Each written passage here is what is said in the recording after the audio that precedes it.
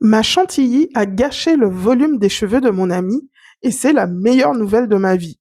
Quand je suis retournée aux Antilles pour les funérailles de mon père, j'avais le cœur embrumé, mais aussi une préoccupation logistique. Face à 90% d'humidité tropicale, mes cheveux naturels allaient gonfler jusqu'à m'étouffer.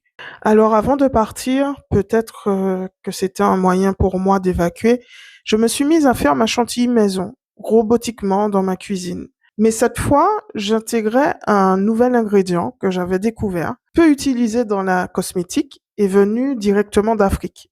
En arrivant, ma mère m'a aidé à l'appliquer sur mes cheveux avant de sortir affronter le climat tropical et la réalité du deuil. Et là, le choc. Au lieu de voir mes cheveux exploser avec l'humidité, la formule a totalement détendu mes cheveux, mais tout en restant hydraté et en conservant mes boucles. Alors, entre panique et incrédulité, je me suis dit, bon, ben, je vais demander à une copine de tester ma préparation.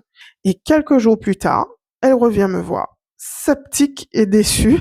Elle me dit, mais ton produit, il a ruiné mon afro, il a complètement détendu mon volume, alors que moi, je veux mon afro. Et là, j'ai compris. Ce qui était un problème pour elle, en fait, était une réponse que je cherchais depuis des années.